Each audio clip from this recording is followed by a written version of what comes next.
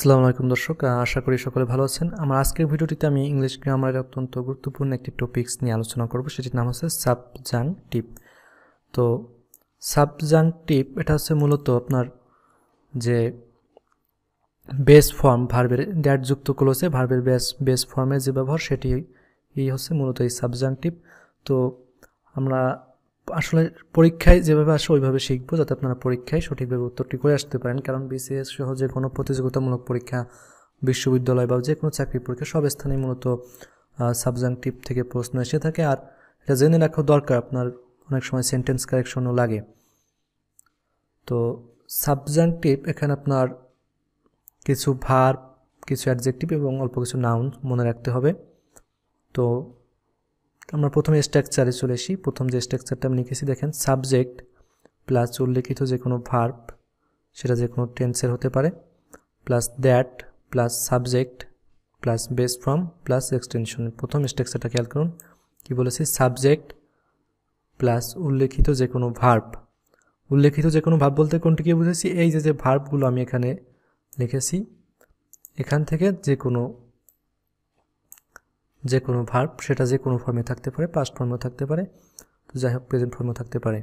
তো এই ভার্ব যদি থাকে এই যে সাবজেক্টের পর, ওই যদি যে উল্লেখিত যে ভার্বগুলো বলেছে ওগুলো যে কোনোটা থাকে, এবং তারপর যদি দ্যাট প্লাস সাবজেক্ট থাকে, তাহলে এখানে বসবে বেস ফর্ম বসবে। তো এটা এখানে মূলত শূন্যস্থান থাকবে আপনার পরীক্ষায়, প্লাস অবজেক্টিভ এক্সটেনশন, বাকি যেটা থাকবে সেটা তো থাকবেই। তো আসেন আমরা উদাহরণ করি। তো ভার্ব কোনগুলো বলেছি দেখেন, ভার্ব বলেছি ask, advice, command, demand, decree, insist, move, prefer, propose, request, require, suggest, stipulate, urge. তো এখন কথা হচ্ছে যে এই ভার্বগুলোকে মুখস্থ রাখতে হবে। হ্যাঁ, আপনার এই কষ্ট করে প্রথম ভার্বগুলো মুখস্থ করবেন। ভার্বগুলো যদি আপনি মুখস্থ করতে পারেন, পরে অ্যাডজেক্টিভ, নাউন, এগুলো আপনি দেখবেন এর ভিতর থেকে অনেকগুলো কমন আছে, আমি সেটা দেখাবো।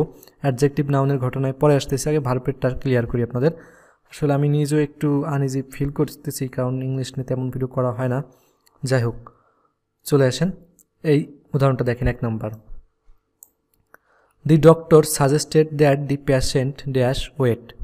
তো এখানে এই ফাঁকা স্থানে কি হবে দেখেন, দি ডক্টর সাবজেক্ট প্লাস উল্লেখিত যে কোনো ভাব, সেটা যে কোনো টেন্স। সাজেস্টেড থেকে আসছে সাজেস্টেড, এই সাজেস্ট আছে দেখেন এই ভার্বগুলোর ভিতর, এই যে হচ্ছে আপনার সাজেস্ট,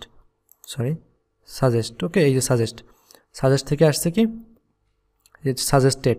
তারপর আপনার দ্যাট আছে, that plus subject, the patient subject plus base form plus extension. তার মানে বেস ফর্ম এখানে বসবে। বেস ফর্ম কোনটা দেখেন, এখানে 4টা অপশন আছে, should loss, would loss, loss.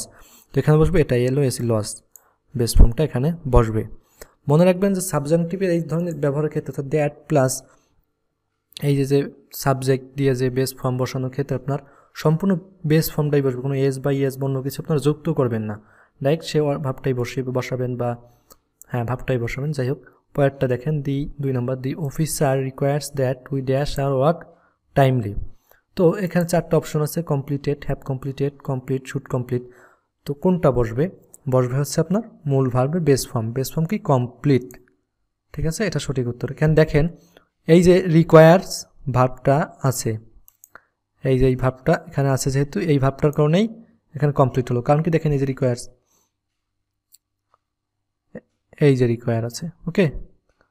তার মানে আমাদের স্ট্রাকচারের সাথে মিলছে, সাবজেক্ট প্লাস উল্লেখিত যে কোনো ভার্ব, এখান থেকে যে কোনো একটা ভার্ব যদি থাকে, তার মানে 2 নম্বর সাবজেক্টের সাথে ভার্ব আছে, তারপর দ্যাট আছে, তারপর আছে কি আরেকটা সাবজেক্ট প্লাস এখানে বসবে ভার্বের বেস ফর্ম প্লাস এক্সটেনশন।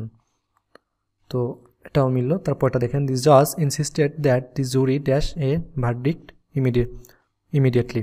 তো এখানে কি হবে, ওই একইভাবে সাবজেক্ট প্লাস উল্লেখিত যে কোনো ভার্ব যে কোনো টেন্সে থাকতে পারে, প্লাস দ্যাট যোগ সাবজেক্টের বেস ফর্ম প্লাস এক্সটেনশন।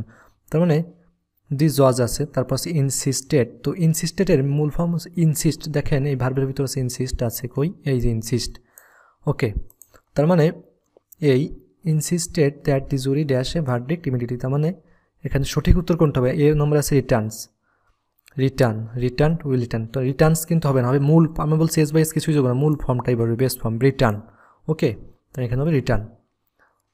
আমার আমরা এবার সেকেন্ড স্ট্রাকচারে আসছি। এটা হচ্ছে আপনার অ্যাডজেক্টিভ, যে বলছিলাম কিছু অ্যাডজেক্টিভ মনে রাখতে হবে। এই অ্যাডজেক্টিভের যে ব্যবহার সেটা হচ্ছে এখানে। তো এক্ষেত্রে কেমন থাকবে, আপনার গঠনটা থাকবে ইট থাকবে প্লাস ইজ বা ওয়াজ থাকবে plus adjective plus that plus সাবজেক্টের বেস ফর্ম প্লাস এক্সটেনশন, অর্থাৎ দ্যাট যুক্ত সাবজেক্ট থাকবে। অর্থাৎ এই ক্লোজের মূল ফর্মটা বসবে। কেন? এর আগের ক্লোজে যদি এইগুলো থাকে, আপনি দেখবেন এই অ্যাডজেক্টিভগুলো যদি উল্লেখ থাকে তখন বেস ফর্ম থাকবে। মূলত এটাই হচ্ছে আপনার সাবজেক্টিভের ক্ষেত্রে কথা। প্রেজেন্ট সাবজেক্টিভ যেটাকে বলা থাকে, it is important that you dash there in persons. দেখেন এবার ঘটনা আসি, ইট আছে, ওকে, তো ইজ বা ওয়াজের ইজ আছে, তারপর অ্যাডজেক্টিভ আছে ইম্পর্টেন্ট। দেখেন এই অ্যাডজেক্টিভ কোন অ্যাডজেক্টিভ? ওই যে উপরে উল্লেখিত যে কোনো অ্যাডজেক্টিভ, খেয়াল রাখবেন উপরে উল্লেখিত যে কোনো অ্যাডজেক্টিভ। এই যে অ্যাডজেক্টিভের তালিকাটা আমি দিয়েছি, যে imperative, important, mandatory, necessary, obligatory, proposed, recommended, suggested, urgent. তো এই অ্যাডজেক্টিভগুলোর যে কোনো একটা যদি থাকে তখন আপনার কি বেস ফর্ম বসবে। তার মানে it is important that you dash there in person. তো এখানে বি আছে, উইল বি আছে, আর আছে, বাই হোল্ডিং আছে। তো এখানে বেস ফর্ম হচ্ছে কোনটা বসবে এগুলোর ভিতর? বি হচ্ছে বেস ফর্ম, মনে রাখবেন বি। তো বি আসবে এখানে। তো শুড বি মনে রাখবেন, আমেরিকান যে ইংলিশ ওখানে কিন্তু শুডটা উজ্জ্বল থাকে, সেখানের জন্য এখানে আমরা শুড ব্যবহার না করি, শুধু বি ব্যবহার করি। তো এক্ষেত্রে be there in person, it is important that you be there in person, অর্থাৎ তুমি সেখানে সশরীরে উপস্থিত থাকবে। পরের স্ট্রাকচারটায় আমরা চলে যাই। পরেরটা হচ্ছে subject plus verb plus noun. এই হচ্ছে সেই নাউন যে উপরে উল্লেখিত যে কোনো নাউন। আমি কয়টা নাউন আপনার এখানে লিখে দিয়েছি, নাউনগুলোর থেকে যে কোনো একটা নাউন আপনারা এগুলো নোট করে রাখবেন। Demand, insistence, preference, proposal, recommendation, request, suggestion, এই কয়টা মনে রাখলেই হবে। তো এখন যেটা বলছিলাম যে সব মনে রাখার দরকার নাই, আমি আরেকটু পরে এগুলো বলবো, একসাথে সব বলে মিশে যেতে পারে। যাই হোক, subject plus verb plus noun, দেখেন সাবজেক্ট ফাইম plus verb ignore plus noun suggestion, that plus that আছে subject he dash more exercise. তো এখানে কী বলছে? Base form. ওকে, সাবজেক্টের পর আসবে বেস ফর্ম যোগ এক্সটেনশন বাকি অংশ। তো এখানে কি আছে দেখেন, বেস ফর্ম এর নম্বর আছে গট, বেস ফর্ম না উইল গেট, বেস ফর্ম না গেটস, বেস ফর্ম না গেট হচ্ছে বেস ফর্ম। তার মানে এখানে বসবে গেট। তো এখন আপনাদেরকে বলবো কিভাবে এই নাউন শুধু ভার্বগুলো মনে রাখলে অনেকগুলো কমপ্লিট হয়ে যায়। দেখেন এই নাউনের ভিতর অনেকগুলো কমন আছে যেগুলো ভার্বের ভিতরে আছে, যেমন ডিমান্ড, হ্যাঁ এখানেও আছে। ইনসিস্টেন্স, এই ইনসিস্টেন্স আছে, ভার্ব হচ্ছে ইনসিস্ট। তো আপনি ইনসিস্ট থেকে ইনসিস্টেন্স আছে সেটা বুঝতেই পারবেন। তো এই ইনসিস্ট যদি আপনার মনে থাকে তার মানে ইনসিস্টেন্সও মনে থাকবে। তারপর প্রিফারেন্স, আপনি যদি এই প্রিফারটা মনে রাখতে পারেন প্রিফারেন্সও মনে থাকবে। প্রপোজ মনে থাকলে প্রপোজালও মনে থাকবে। আর কি আছে? রিকোয়েস্ট, এখানেও রিকোয়েস্ট আছে। সাজেস্ট যদি মনে থাকে আপনার সাজেশনও মনে থাকবে। আবার এই অ্যাডজেক্টিভের ক্ষেত্রে সাজেস্ট মনে থাকলে সাজেস্টেড মনে থাকবে না? থাকবে। আর্জেন্ট মনে থাকবে না? অবশ্যই থাকবে। প্রপোজড মনে থাকবে না? অবশ্যই থাকবে। তো এইভাবে জাস্ট মনে রাখবেন। আর মূল কথা হচ্ছে আপনার এই শব্দগুলো যে এইগুলো যে কোনো একটা থাকলে, যদি আপনি আগের ক্লোজটাতে দ্যাট যুক্ত যদি যে দুইটা ক্লোজ, প্রথম ক্লোজে যদি এইগুলোর কোনো একটা থাকে, পরবর্তীতে আপনি কি করবেন? বেস ফর্মটা বসায় দেবেন। ওকে, এটা হচ্ছে মূল কথা। তো আর তেমন কিছু এখানে বলা নেই, সাবজেক্টিভ খুবই সহজ বিষয়। তো দর্শক একটা অনুরোধ করবো, যেহেতু আমি আসলে ইংলিশ তেমন ভিডিও করি না, সাধারণ জ্ঞান নেই মূলত আমার বেশি সময় দেওয়া হয়, তারপরও আমি চেষ্টা করেছি বিভিন্ন বই টই থেকে সাহায্য নিয়ে এই ভিডিওটি তৈরি করার। যদি কোথাও ভুল ত্রুটি থাকে বা আমার বোঝানোতে সমস্যা থাকে, অবশ্যই আপনারা একটু ক্ষমা সুন্দর দৃষ্টিতে দেখবেন। আশা করি আপনারা বুঝতে পেরেছেন ভিডিওটিতে। আমি অত্যন্ত চেষ্টা করেছি আমার সাধ্যমতো আপনাদের বোঝানোর। কিছু জড়তা ছিল, কারণ আমি আসলে ইংলিশ নিয়ে আগে তেমন ভিডিও করিনি এইভাবে, আজকে একটু নতুনভাবে করলাম। তো সকলে ভালো থাকবেন, সুস্থ থাকবেন, এবং ভিডিওটি ভালো লাগলে অবশ্যই চ্যানেলটি সাবস্ক্রাইব করে যাবেন এবং আপনার বন্ধুদের সাথেও চ্যানেলটি পরিচয় করিয়ে দেবেন, কারণ আপনারাই কিন্তু পারেন অ্যাপ্লাইড এডুকেশন বিডিকে আরও সামনে এগিয়ে নিতে। সকলে ভালো থাকুন, সুস্থ থাকুন। আজ পর্যন্তই, খোদা হাফেজ।